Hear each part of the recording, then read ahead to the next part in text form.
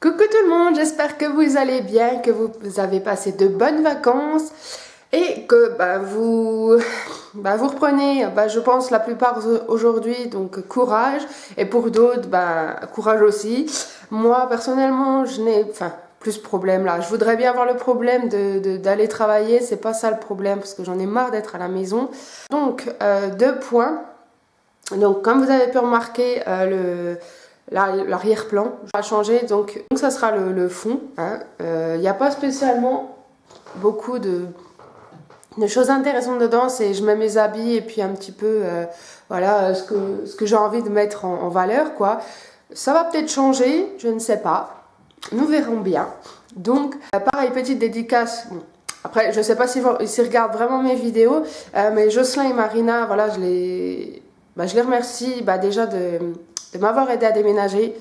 Voilà, on va commencer tout de suite. Faut que j'arrête de regarder le retour écran. On va commencer tout de suite. Donc, ça va être mes favoris. C'est pas favoris du moment. Ça va être favoris livres. Ce n'est pas spécialement des livres qui sont sortis il y a 15 jours. Ça va être des livres qui ont quelques mois, voire quelques années ou plus. Voilà. Je ne commande pas spécialement de livres. Peut-être plus tard à France Loisirs, pourquoi pas vous faire, parce que je sais qu'ils en envoient tous les mois, je crois que 2 ou 3 livres, enfin bref. Là, à ce compte-là, peut-être que je vous ferai plus souvent des favoris lecture. Donc moi, ce que je fais, c'est que je vais à ma bibliothèque parce que voilà, certes, elle n'est pas énorme, mais on trouve de tout et que ça soit récent ou pas. Donc j'en ai lu déjà 3. Je pense que ça va dans une semaine. Peut-être que certains ou certaines d'entre vous les ont déjà lus. Mais voilà, moi, j'avais envie de vous faire cette vidéo tout simplement parce que j'ai aimé les livres et parce que je voulais vous les faire partager. Après, si vous les avez déjà lus, je sais qu'il y en a un, là, tout le monde, même vos parents, même vos grands-parents le connaissent. Il est très vieux, même la couverture, voilà, enfin bref.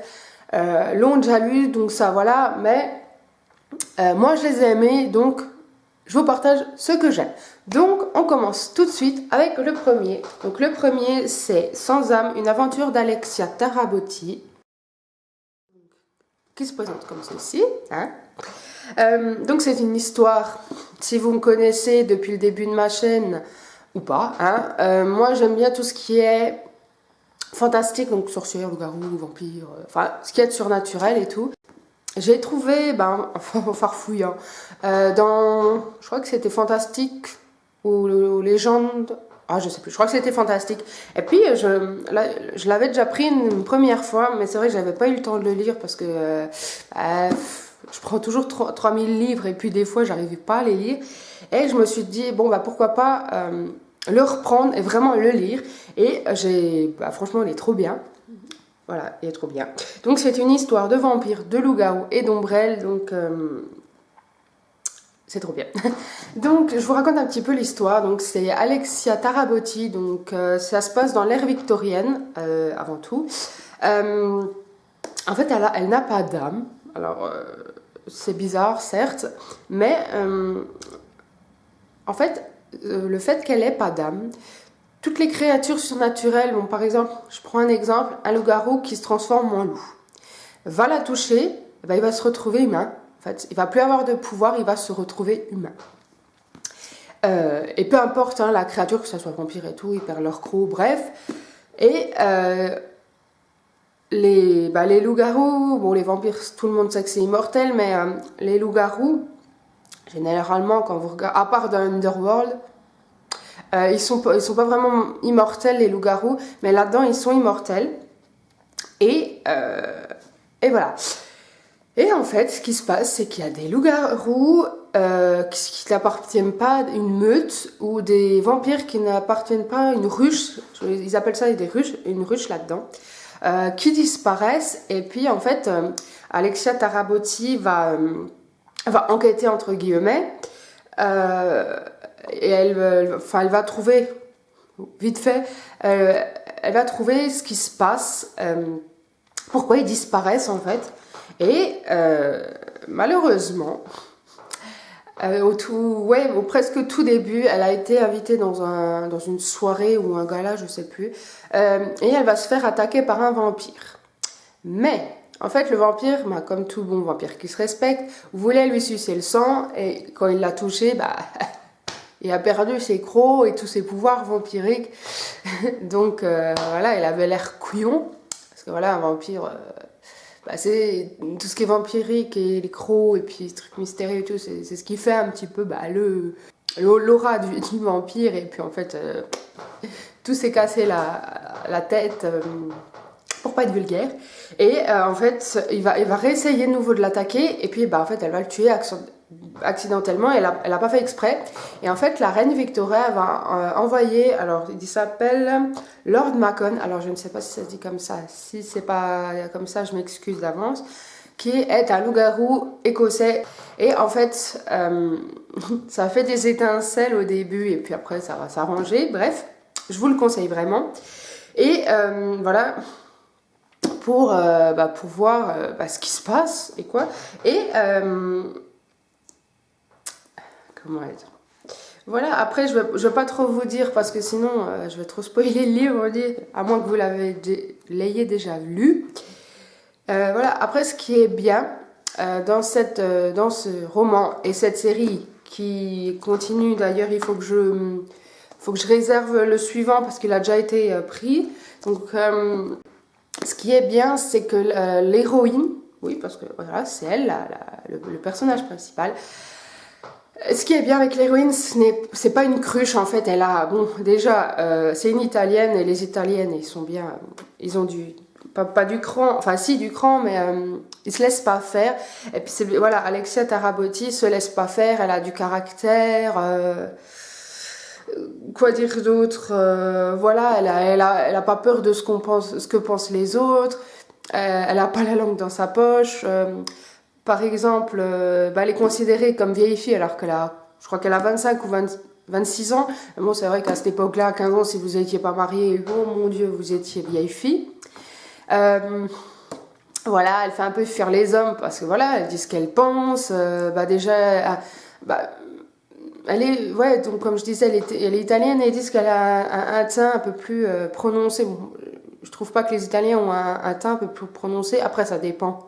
Ça dépend, je vais pas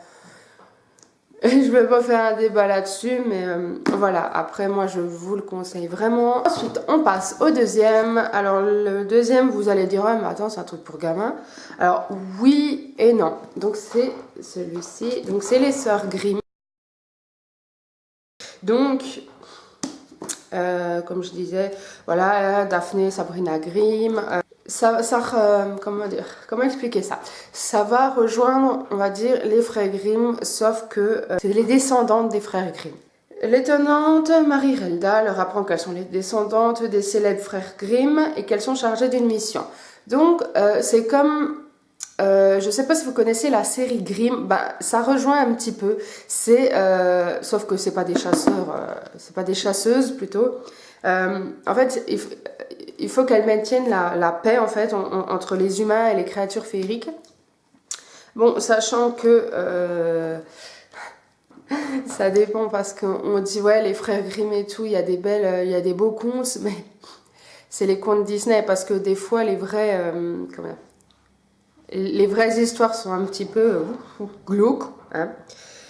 Et en fait, quand leur grand-mère, donc qu'elle croyait qu'elle était morte, alors qu'elle ne l'était pas, quand elle va leur apprendre ça, elles vont dire ah, qu'est-ce qui se passe et tout, ils vont être un petit surprise hein, comme d'habitude. Il y a un géant qui va sortir de nulle part en fait, et de ne sais où, de nulle part, qui va sortir qui va menacer, alors c'est la ville. En fait, ils vont tout faire pour le ramener où ils sont, quoi. Puis moi, voilà, j'aime bien parce que voilà, ça change des frères Grimm, c'est toujours les Grimm, les frères, il n'y a jamais de femmes dans leur famille. Enfin, si, il y en a dans leur famille forcément, mais ça change en fait. Voilà, donc je vous le conseille si vous aimez bien Grimm. Après, ouais, moi je trouve que ça ressemble un petit peu, bon, je sais que voilà, je parle d'une série alors que je parle de livres. Ouais, la série Grimm rejoint un petit peu, bon, un peu moins, ça c'est un peu plus édulcoré quand même. Euh, ça, en fait, oui, il faut qu'ils maintiennent la paix. Après, c'est vrai que dans la série, bah, t'es un Wesson, bah, tu te fais zigouiller par les Grimm. Mais voilà, à la base, les Grimm ils sont des chasseurs pour maintenir la paix entre les humains et les Wesen, donc les, les, les animaux des contes. Voilà. Et le petit dernier, donc voilà tout le monde. Donc le troisième, c'est Jules Verne. Tout le monde connaît Jules Verne, hein, même vos parents, même je pense, même vos grands-parents. Donc celui-ci, c'est Voyage au centre de la Terre et les Indes noires. Donc voilà, Voyage au centre de la Terre, il y a eu des films, il y a eu je crois qu'il y a même eu des séries. Voilà, par exemple, bon, je regarde sur Wikipédia parce que voilà, je connais moi Voyage au centre de la Terre, mais je sais pas vraiment comment l'expliquer. Donc voilà, par exemple, ayant découvert un manuscrit runique ancien, le professeur, son neveu et leur guide entreprennent un voyage au centre de la Terre en y rentrant par un volcan islandais éteint, le Snæfell. Alors, je sais pas si ça se dit comme ça. Donc voilà, ils vont arriver au centre de la Terre, ils vont voir des choses, là, ils vont voir des choses extraordinaires. Après voilà, un voyage au centre de la Terre. Voilà, donc il y a voilà, données scientifiques, extrapolation, aventure, cryptologie, qu'est-ce qu'il y a d'autre, la paléontologie, la géologie et plein d'autres quoi. Et les Indes noires. Donc résumé à la requête de Simon Ford, ancien contremaître des houillères d'Aberfoyle en Écosse, dont les gisements sont censés être épuisés depuis une dizaine d'années, l'ingénieur James Starr en reprend l'exploitation. L'intuition des deux hommes s'avère fondée puisqu'un nouveau filon est découvert permettant une reprise fructueuse de l'exploitation et entraînant la création d'une véritable ville minière sous la surface de la Terre. Ah, c'est nouveau, sous la Terre.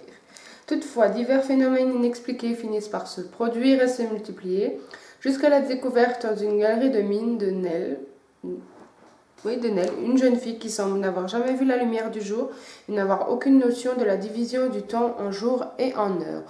Donc voilà, j'espère que cette vidéo vous a plu, vous aura aidé ou pas. C'est vrai que ce n'est pas des livres qui sont sortis il y a une semaine, donc c'est vrai que par exemple Jules Verne, tout le monde, mais vraiment tout le monde, à part ceux qui n'aiment pas lire, et encore même ceux qui n'aiment pas lire doivent connaître Jules Verne. Voyage au centre de la Terre, faut... Voilà, c'est archi vieux, voilà, je sais que tout le monde connaît, mais voilà, moi j'adore ces livres. Je voulais vous les partager parce que j'aime ces livres, parce que je veux partager. J'ai fait des vidéos YouTube pour pouvoir vous partager ce que j'aime, pas pour profiter de je ne sais pas trop quoi. Voilà, donc j'espère que cette vidéo vous a plu. On se retrouve vendredi pour une nouvelle vidéo qui, j'espère, vous plaira. Et puis sur ce, passez une bonne journée. Bye.